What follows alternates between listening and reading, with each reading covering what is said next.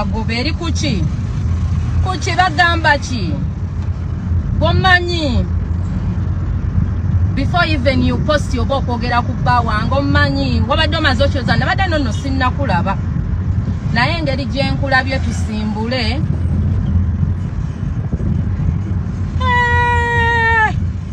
subuhana omukafiri muwere tusabule embweno musheyalinge emutuukeko. First of all bannamawulire mwenna TV ze Uganda mwe ba YouTuber mbaweereza special kumanyoko a special kumanyoko nga eri mu capital A like TV twabura content mu Uganda anti mutuletera abantu abatayina mulamwa wow Stani tachatuma yesi tukira gwe akira mwoyogere ngo China n'omukazi akyawunya amatako oyo kulusumu amanyoku n'abakabina muwere siri wano siri wo banga dene nnyo muwere mbagamba obugambo bwange mu butambuze bumutuukeko oyo simanya akira mungu kuminkirize simanya akira mu biki. First of all gwe akiramu bakuwa project y'okutta Muzaata.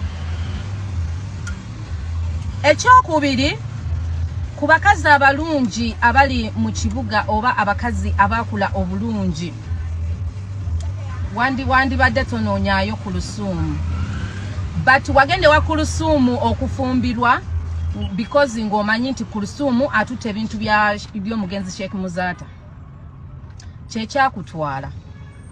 First of all nga temunnaweranga muli muno akira mutoyina kasolo katuuza mukazi waka simayina wemba ntandikira kubanga njokya bwokya connection yeyo oba kibulamu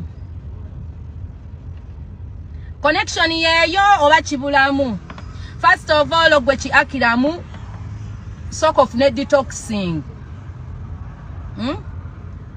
tali musajja ali mu size ya ina kasolo gwe akiramu nze nawe bakunteerako ng'oli wabwerere ng'oliko n'akakadde k'ensimbi sisobola kulya wajja eri South Africa wajja ne sirimu aba South Africa nze sisobola kulya gwe akiramu toliika tebakulya okawa oyina kati olusoseji lutono tali musajja oyina ebiwuka you need detoxing wetaaga okubanga detoxinga. First of all ogenda obuukira amawulire onoonya like you're looking for cheap popularity olinga guwenga oli guzolo simanya bakuwongayo ewammwe mu bika connection kyekyo namwe muŋambe temumalira budde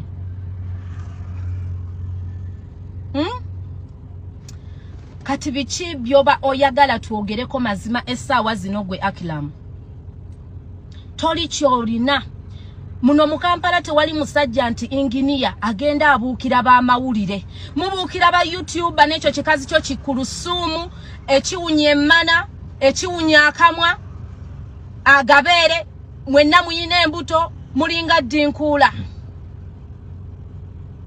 mugenda mubuukira abantu kati obwo busiraamu ki wave South Africa eyo simayo ba Johannesburg ng'okola obusamize gwe Ackram olimba abantu nti oli engineer ku Mannyoke mu capital letter walimba abantu nti oli engineer kumbe South Africa okwata mu nnyindo wali South Africa nga professional yakola busamize nga balabye bakole South Africa gwe Ackram that was your profession ng'okwata mu nnyindo oyogera olu China oyogera olu Dicha oyogera olu Philippine oyogera olu Mali oyogera olu America olutaliyo oyogera olu Uruguay nga gwoyita bajjajja gwe kikongozi kubanga wayina ekibuto wenna kyovola batotegerekeka nojja wane Kampala Muzaata amangu ago tumaze okuziika oseeka waffe Chimalaya chikulusumu je chave nyenyo chimaze okwetunda mu bawalimu bonna nze juzi nina musiramu gwe nakyo nakyo ko Road Kampala cheko zako ze bya malaya we chiwunyirira abantu emmana mu sharia nojja ne muteeka wa project nti government ebawa sente mwekuumira oyo gwe kizolo Kulthum aba alina okuhypinga mbu nafuna engineer. There is no any engineer. Alina budde nga bw'olina gwe Ackram. First of all, oli mu buliri bwa Muzaata, ekitanda, essuuka, essowani kw'oliira mazigwo olinga amatako kisiraani gwe kyonzira gwe kikafiiri gwe ofaanana ng'ennyuma w'embizzi. Oli ku bintu bya Muzaata n'ekitanda kw'ozinira Kulthum kya Muzaata. Do you get my point? Gwe Ackram kati n'obadde ogamba bba wange simanya bba wange biki bikinze banga alina omukira. Slim Daddy alina omukira. Omukira gwa Slim Daddy ali mu 9 inches. Ali mu 10 inches. His dick is huge. His dick satisfy me. But toyina kasolo kagenda ku ate gwe banango bwa smart wire obusobolera. Olinga mawubwe. Obwa smart wire toyina kasolo. Mungu kye yakuyamba olabika oli mutayirire naye nga ye embizzi ogirya. Toyina looks. Bakwambaza oli masikini nti kati mukolera bantu bulango. YouTuber wakubiddewo ogwa bakujja South Africa nga yo jobless. Kyovola babuli lw'obugamba Kulthum n'ogamba nti bannange agenda kuzaalira mu America kigamba mbu tekirina luuto. Mwenna muli bazo omuzimu gwa Sheikh Muzaata gubamazeeko emirembe. Omuzimu gwa Sheikh Muzaata gubamazeeko emirembe sente mwazirya. Kye kikuzunza mawulire wano ne wano wali ne wali. Njagala okukakasa yo jobless, toyina profile, you don't have location, buli kimu ekikyo kya bufere, wave South Africa ng'okola busamize ng'oyogerera mu nnyindo. Ogwo gwe mulimu gwali okole South Africa. Mukama we yakuwandako eddusu, nojja n'ofuna Kulthum. Kulthum nga naye mu myaka gy'emito we batandikira omuzinira talina magezi. Kyovola bagenza afuna bikosi. Agenza asoma bikosi naye nga Kulthum y'omukyala itugamba nti yenga yayina mu ku magezi. Lwaki abatagamba nti engineer kati engineer otandika otya okuyomba nange? Drop out. That's why nagamba nti oli drop out. Toyina profession oli kisiru. Njagala okukakasa ebintu by'omugenzi bijja kutuulamu yebikutambuza. Njogera gwe ku Ackram nti ekitanda kw'ozinira Kulthum kya Seeka Muzaata. Essuuka kw'omuzinira za Seeka Muzaata. Ne sharia zayambala za Seeka Muzaata. Kubanga South Africa wavaayo wajjira na ku basi. You came on bus gwe ki Ackram simanya twinkwingirize. Wajja ku basi, wajja nsinga eganye. Oli mukulimba abantu nti oli mu engineer, oli engineer waawa.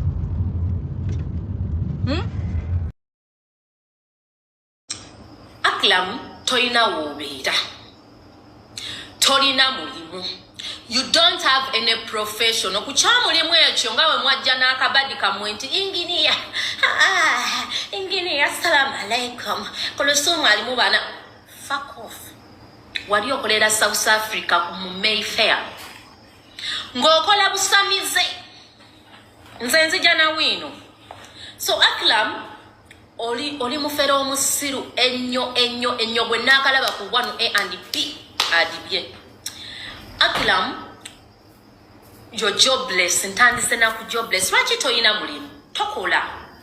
24 beera ku mawulire you are available. There is no any rich engineer oba musajja ategeera agenda okubanga anoonya amawulire. So Ackram toyina mulimu wali musamize South Africa. Wali onyeenya nsaasi. Ackram buno obufere nze nkunyumiza kubanga ndi mufere munno. Ate kati ekyo kyewakoze kibi kubanga ngenda nakulemesa otunda ennyumba y'omugenzi kanve kumu. Ackram tolina mulimu. South Africa omulimu gwe wali okola wali onyeenya nsaasi. Unless ng'obwa engineer wabuteeka mu basamize. Like ebyo ebyekifere. Okwata engalo zo n'oziteeka mu nnyindo. N'oyogera ennimi nga nkaaga. Kitegera. You speak 60 languages. Thank you so much for the kakeb. Oyogera ennimi mukaaga. Bino ebateeka mu nnyindo oli n'akwata wano. Bajaja. Ebyo. That was your profession before you met Kulthum. Before you met Kulthum, that was your profession on Gokola Busamize. Ackram nzendi mufere. Naye obufere obwange. Mwenna tewali abumanyi, no one will ever know. Nze omusajja yanjigiriza okubba mu Nigeria. Gwe omusajja yakuyigiriza obufere mu Sangoma. We have differences. You're very stupid. Nti wali obbira mu busamize, nze ate nzibira mu real estate. So we are completely different people. Me, I deal in a real estate. So it's coming according to the real estate. So Mzungu, like, yeah, we got in love, and like, bear, you need to invest back home. He needs to give me money to bring back home. So don't think that so okwata munyindo bali bakutaddeko gwa babayita batya abakongozi oli mukongozi ne South Africa wali osula mu ntebe. So mu bukongozi ogenzeke South Africa okoze wali odakla mu wotho gwa kabiziko mu nsika akakedde okumanyira omwami wango w'ekitiibwa darling waddira ku bus tetwakulabanga odda wabugwa bugwi nti kati uno bawa Kulthum. A'udhu billahi minash shaitani rajim. Ngano omugenzi tannamala nnaku 40 nsingoye kwawukana ku mubiri ya Rabbi. Shaitani omukazi gwa Deira ogwo muzimu gwa Deira Kulthum mbu ne gukuleeta. Nga mumanyi nti musobo bannayuganda bonna bannayuganda basiru. They are very stupid. They believe bakiriza kyobalaga. But Uganda erimufe bakanegebwa. You cannot just come and cook your story. No lower than the story you, it's going to be bought. Story you sajikula. But I've not been giving you attention. But nowadays, you're under depression. You're so depressed. Because what you are Kulthum ngomani sente zo mugenzi zo nazirina. Aline byobugaga Ackram. This is true. Nzekati, let me tell you to come. I have interrogated you. I have done the investigation. I have interrogated everything. And Ackram, I know you paka momonyogo. Ate bona antabla. Habana bajja kumpereza bifana nyingo oli musabu. Ackram toina professional. This oba tugenda koma watoina professional. Ackram, stop looking for irrelevance. Ackram, stop chasing mawulire. You're rejected. You're rejected. No one likes you on media. That's why chimbe biri bakuvuma. Goyamba no muzimu gw'okugwanibwa. Newa wesiga akaza bibu. Abantu bakulabanga gwe basaba amasa. So Ackram, that is your profession. I don't wanna see anyone addressing you like an engineer. Mwenda kuno kati kwemuli. I don't wanna see anyone dressing that warthog or chechi siru. Mbu engineer. Engineer musasi. Nchali ku professionals. I have your time. I think I need a charger. Davina, geno leta power bank yange. Leta power bank yange ku mukisenge kyange. Okitegeera. Tuchali ku mulimu. Sagala kuddamu kulaba munna Uganda who is addressing Ackram like an engineer. Ackram gwenga twakuyimirizaawo ya Allah ya Allah ya Allah nga tusagwe ne kanzu ya Sheikh Muzaata mgalewe kisenge kyamwe ndi ku live. I don't want my kids to hear this nonsense. Me, I'm a good mother actually. Nga twakutadde ku Sheikh Muzaata. Okay, I've got chargers. Aha, here we have. Warthog.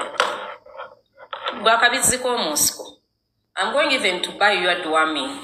Yenda kugwira dwami. Ngomanyi mumanyira nnyo. And you think that black tajja kumzira. Kumanyoko. Sagala kuddamu kulaba munna Uganda who is addressing you like an engineer.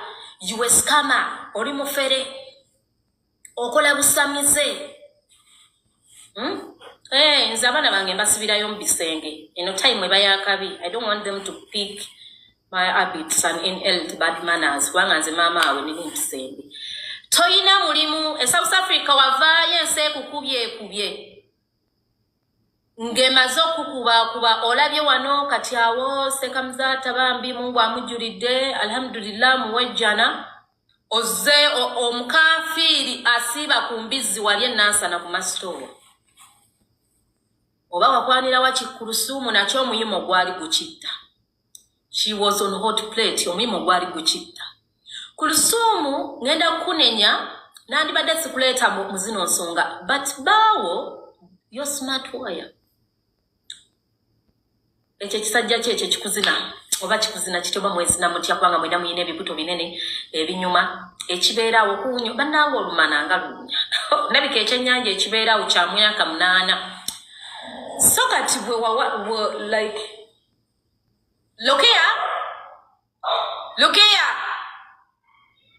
genda ogalewo gate.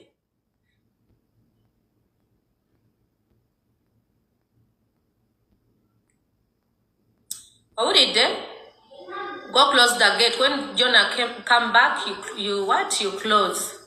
Young one no labe rachi mwazi badezi kolache. Gwe Ackram Gumisiriza tolina mulimu. Kulusumu was on hot. Yali ku hit. Ele yo hit njitwalanga nti gwali omuyimo gw'amaanyi. That was hit. To find you, Jukira by that time, because the mere fact is the truth. She has never loved omugenzi tomwagalanga kokuli. Tewamwagala naye omusajja yakuweerera. Omusajja n'akuweerera. Laba Mungu wamujjulula. Bw'anvumira wano bannange mblockinga katika ntandikire kuono anti-fake account. Kapressure mukawulira amatako gaba bugumyawo we muli. Gwa Jeffrey genda osiyage kitaawo amanyuma nkublocki nze n'omulala wano nabagambye bwojja wano owuliriza byenjogera byonna bituufu genda osiyage nnyoko ne kitaawo omala owunye mu mmana ya nnyoko ogiwulira engeri gy'ekyumamu anti muwava ku mannyoko kisiraanigwa olinga amatako fuck you. Wano womanyira nkublockinga oluzungu sigenda duvaako. Because me once I'm so pissed, the English can come. Oluzungu luja, English can come. So I want to address like people, my fans from North and Gulu, so should understand that Ackram is jobless. He doesn't have any address. China ngambulamu wabula Ackram okumanya oli munaku nnyonya semba yonza ate bakale ne muba smart wire obaswaziza nnyo that you have disgraced gigolos. Akakoti ateko wayanjulira mu Kulusumu webale nnyo akakofira akakoti wayanjulira mu Kulusumu ate kennakulabye nako. So mbadde nkyajjera kulabisa kwennyini anti omanyira bba wange. So Chi Ackram ndaika wechalaba Kulusumu mukufiirwa Kulusumu naye why do people even still address her as Muzaata? Omukazi talina brave enough to call herself your second name. And why they calling you Ajat? You've never been to Mecca. Olabika tugenda ngako na Madina. Obusiraamu mubumazeemu ekitiibwa ekyakiramu kyonna kiri kimawaya kijja kuzi interview nga kiringa kimawube kizontwe ennaku ekibye. Kulusumu tukirize the reason why you're in that relationship because you were so depressed and you were unhit. Ogwali muyimo gwe gwakutwala mu relationship. There is no love. There is no combination. Kulusumu your size gyoliko yetaaga omusajja nga muwanvu, omusajja nga mutono, omusajja nga like yawera nga alina zolombo kennene. Aba kutuuka omusajja otakutuuka kyovola kati mutandisa okabira kuno mulinga bimawube bibiri. Amawulire go gakola mwagala okutrendinga mwagala okukola ki. So that is not a relationship. Kulusumu and Ackram aka Gumisiriza, it is a situation.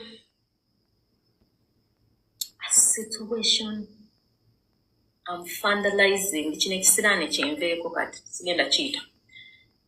I'm fundarizing the right way. Your relationship, when you fundarizing a jualinya, your relationship is a situational relationship.